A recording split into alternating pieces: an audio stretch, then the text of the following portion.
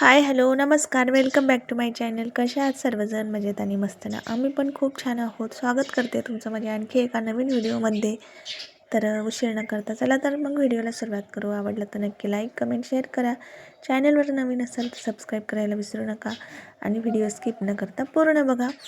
तर आज वार आहे गुरुवार आणि मार्गशीर्ष महिन्यातला तिसरा गुरुवार आहे. त्यामुळं आता सकाळी सकाळी म्हणजे नाही का खूप जास्त थंडी इकडे सुटलेली आहे आमच्या इकडे आणि त्यामुळे ना खूप उठायला पण लेट होतं आणि सकाळी अवनीची स्कूल पण लवकर असते, म्हणजे 9ला असते तशी, पण जायला तिला 7:30लाच घरातून बाहेर पडावं लागतं.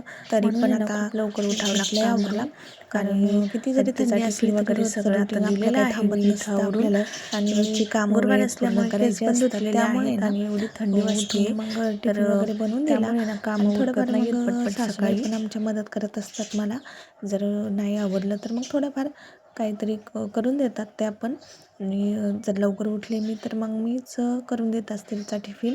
आणि बाकीचा स्वयंपाक आहे ना आम्ही नंतर करत असतो. पण आज आहे ना गुरुवार असल्यामुळे उपवास होते दोघा तिघांना आम्हाला.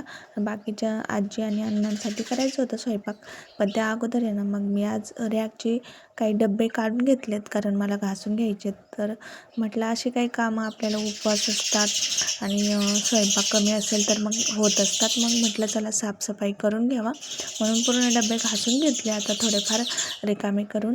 आणि आता इथं खिचडी बनवायची मला साबुदाण्याची. तर त्यामुळं आईंना शेतात जायचं आहे म्हणून पटकन बनवून घेणार आहे. मी तर एवढ्या लवकर खात नाही, पण म्हटलं चला आता त्यांच्यासाठी बनवून द्यावं.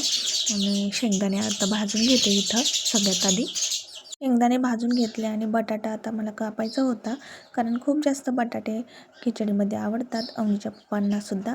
मग हे बघा आता इथं कापून घेते. आता चांगले 2-4 बटाटे घेतलेले आहेत मी, मोठमोठाले 5-6 बटाटे असे कट करून घेणार आहे. बारीक बारीक कापच कट करून घ्यायचे, म्हणजे कसं पटपट परतला जातो. आणि मस्त असतं. आता अवनीच्या पप्पांचा इथं चालला आहे नाश्ता, उपवास आहे तरी पण मग आता दूध केळी जरासं खात आहेत ते. उशीर पण झाला होता त्यांना, म्हणजे हे बरेच कामं असतात शेतीतले. पण पाणी सोडलं होतं गहू भिजवण्यासाठी, म्हणूनच आता हे बघा आता इथं घेतल्यात मिरच्या आणि वाटून. आणि इकडे ना आमच्या अण्णांना भाकरी टाकायचं काम चालू आहे आता माझं. लगेचच खालीच मी भाकरी थापायला घेतली आहे आणि म्हटलं आता पटपट उरकून घ्यावं, कारण मी आत्ताच टेबल साफ करून घेतला होता. म्हटलं भाकरी करताना आहे ना खूप लगेचच खराब होऊन जातो टेबल, मग त्यामुळेच आता खाली एक भाकरी थापून घेतली. आणि इकडे आता खिचडी पण परतत आहे आणि इकडे आता भाकरी पण भाजत आहे पटपट अशी. आणि त्यानंतर थोडीशी बटाट्याची चटणी केली होती मी. बटाटे परतले आणि तसेच बटाटे थोडीफार चटणी करून घेतली शेंगदाणे आणि मिरची टाकून. आणि पाणी पण गरम करायला ठेवलं आहे, सकाळी पण दिलं होतं गरम करून, पण ते काय पाणी ह्या दिवसामध्ये ना गरम जास्त राहत नाही, लगेचच थंड होऊन जातं कोमट पाणी. आणि आता गरम करून घेतलं आहे पाणी आणि ताट पण बनवून घेतलं. आता अण्णांना जेवायला देते, कारण गोळ्या पण त्यांना लवकरात लवकर खायच्या असतात सकाळी. मग त्या गोळ्या व्यवस्थित वेळच्या वेळी जर खाल्ल्या तर मग ते लागू होतात आणि झोप पण होते मग गोळ्या खाऊन. म्हणूनच आता हे बघा आता टाकलं ह्याच्यात पाणी गरम, तरी पण ही स्टीलची बॉटल आहे त्याच्यात बरेच वेळ गरम राहतं पाणी. आणि हे बघा आता अशी भाकरी बनवली आणि खिचडी पण थोडीफार देत असते मी त्यांना चवीला, कारण आजारी माणूस म्हणजे दुखण्यातून उठलं की काही ना काही खावंसं वाटत असतं सारखं. म्हणून आम्ही जे काही आमच्यासाठी बनवू त्यांच्यासाठी वेगळं असं काही बऱ्याच प्रकारचं त्यांना बनवून खाऊ घालत असतो. सगळी कामं आवरता आहे ना आता दुपार झालेली आहे. आणि मला ना ब्लाऊज शिवायला घ्यायचे होते आणि साड्या पण मला फॉल करायच्या होत्या, पण आहे ना आता दळण मेन होतं, कारण बाजरीचं आणि ज्वारीचं पीठ संपलं होतं आणि गव्हाचं पण थोडंफार आहे. कारण चपात्या जास्त कोणी खात नाही घरामध्ये, आम्हीच चपात्या खातो आणि आजी अण्णा आई त्यांना सगळ्यांना भाकरीच लागतं बाजरीच्या आणि ज्वारीच्या अण्णांसाठी. तर त्यामुळे ना आता पहिलं मी दळण करून घेणार आहे इथं. तर आजी बसली होती माझ्यासोबत, आता आजीने भांडे पण घासले तर त्या पण जरासं मदत करत असतात मला दिवसभर, कारण आहे ना दिवस पूर्ण कामात जात असतो माझा. त्यांना पण माहिती आहे मशीनचं पण काम राहतं, म्हणून मग त्या मला मदत करतात बऱ्यापैकी.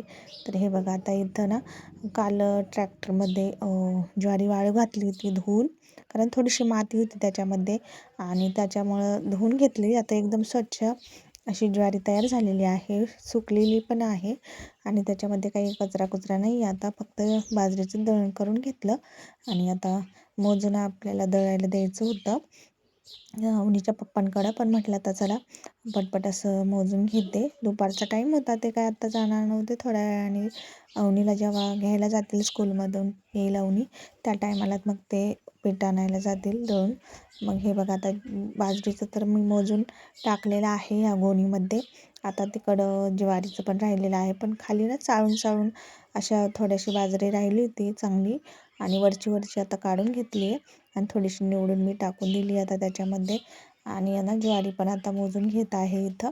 ज्वारीचं पण पीठ लागतं, कारण आजारी जर पेशंट असेल घरामध्ये तर ज्वारीचं अन्न हे चांगलं असतं, हलकं फुलकं आणि पचायला पण सोपं एकदम असं. म्हणूनच मग ज्वारीचं पण दळण इकडं करून घेतलं आहे आता आणि बांधून दिलं ते सुद्धा. आणि नंतर लक्षात आलं माझ्या त्याच्यामध्ये आता मला तांदूळ पण टाकायचे होते, थोडेसे टाकले मग निवडून. आणि इथं ब्लाऊज रेडी झालेले आहेत माझे काही साधे 2-3. मग त्याच्याच आता बटन आणि काजे असे बनवायचे होते मला, म्हणून मग चला म्हटलं आता हे काम करून घ्यावं. आता कंटाळा पण आला होता खूप जास्त, पण ठीक आहे म्हटलं चला आता हे काम आहे ते करून घ्यावं.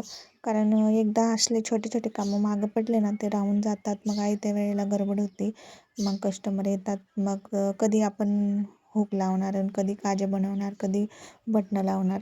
त्यापेक्षा जेव्हा निवांत असा वेळ असतो थोडाफार, त्या मधल्या वेळामध्ये मी हे कामं करत असते. आणि आता आमचा शिव पण झोपलेला होता आणि आजी शिवला झोका देत होती आणि म्हटलं चला मग आता हे बसल्या ही कामं करते मी पूर्ण. आणि आता हे बघा झालेलं आहे. आता हुक पण लावायचे होते. परत ह्या ब्लाऊजचं कसं असतं साध्या, याला भरपूर काम असतात, शिलाई कमी आणि काम भरपूर असतं. काजे करा, त्याला बटणं लावा, हातशिलाई करा, बाहीला हातशिलाई, कमरेला हातशिलाई, त्यामुळे ना खूप जास्त म्हणजे हे किचकट काम असतं हे ब्लाऊजचं. आणि ते आता झालं. म्हटलं आता चला आता फॉल लावून घ्यावा साडीला. तर मस्त असं आता फॉल लावायला 2 साड्या मी घेतलेल्या आहेत काढून बाजूला आणि ना पटपट असे फॉल मग लावून घ्यायचा. नंतर मग परत हातशिलाई करण्याची पण बाकी होती. म्हटलं आता पहिलं 2ही साडींना लावून घेते फॉल आणि एकदम हातशिलाई करून देते, कारण एकाच कस्टमरच्या 2ही साड्या होत्या, ते तशा होत्या 2-3. पण ती अगोदर एक बनवून दिली होती मी त्यांची, म्हणजे फॉल वगैरे लावून दिला होता, कारण जायचं होतं बाहेर कुठंतरी त्यांना. मग बाकीचं आता काम हे बघा आता 2ही साड्यांना लावून घेतलं आहे मी फॉल आता. आणि पण हातशिलाई पण आता करून घेणार आहे. तर काय होतं, हातशिलाई करायला ना एवढा टाईम लागत नाही, पटपट होऊन जातं. पण एकदा हातात घेऊपर्यंतच उशीर असतो. आपण मोठे दुसरेच काम करत बसतो, ब्लाऊज वगैरे शिवत बसतो आणि साड्या थोड्या वेळाने करू, नंतर करू म्हणून मग ते कधी मागं पडून जातात आणि आयत्या वेळेला मग गडबड होते. तर हे बघा आता जो दोरा होता तो बाजूला काढून घेतला आणि दुसऱ्या पण आता इथं फॉल लावायला घेतला आहे मी आणि लावून घेते आता इथं फॉल. आणि आज गुरुवार पण आहे, त्यामुळे ना मला पूजा पण मांडायची होती. सकाळीच मी मांडणार होते, पण आहे ना नागिनीची पानं मी आणायला सांगितली होती त्यांना, पण ते काही म्हणजे लक्षात राहिलं नाही त्यांच्या. परत एकदा ते जातील गावात त्यावेळी घेऊन येतील, मग तोपर्यंत म्हटलं बाकीची आपली कामं आवरून घ्यावं. पूजा आता थोड्या वेळाने मांडेल.